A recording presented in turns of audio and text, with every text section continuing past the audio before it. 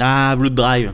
Celle-là, je vous avoue, je l'ai regardée pour 3 grosses raisons. Le pitch de départ totalement what the fuck. Alan Ritchson, alias Tad Castle dans Blood Mountain, l'un des acteurs les plus tarés que je connaisse. Et on m'a dit, tu vas kiffer, il y a une extra bonasse brune aux yeux bleus. Ok. Après visionnage, j'arrive toujours pas à me décider sur quel est le meilleur argument. Des gens bercés trop près du mur participent à une course contre la montre dans un monde apocalyptique avec un semblant de société. Tout le monde est chelou, ils peuvent crever à tout moment pour n'importe quoi et surtout, l'essence n'existe plus, elle a été remplacée par le sang humain. Miam miam miam miam. Voilà, vous avez pas envie d'y vivre mais vous aurez envie de voir ça.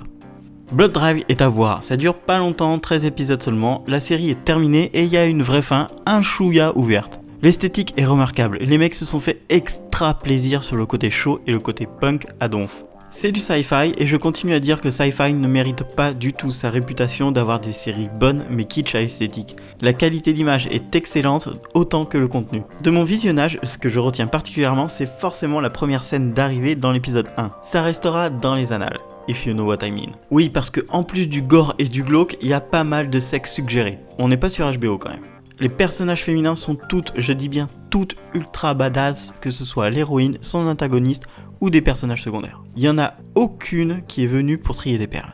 Elles sont toutes aussi dangereuses, voire plus dangereuses que n'importe quel gars du casting.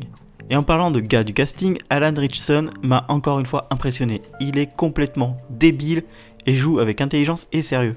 Et j'ai découvert Colin Cunningham et un personnage unique, Julian Slink. Le charisme de son aspect caméléon fascinera n'importe qui. C'est un mix entre Johnny Depp au meilleur de sa forme et un Brad Pitt dans l'armée des 12 singes. Bref, si tu veux poser le cerveau, voir de la bonasse et du beau gosse qui excite les hormones, tomber sur une histoire particulièrement bien ficelée et participer à un défouloir type Mad Max sous LSD, Blood Drive te conviendra à coup sûr.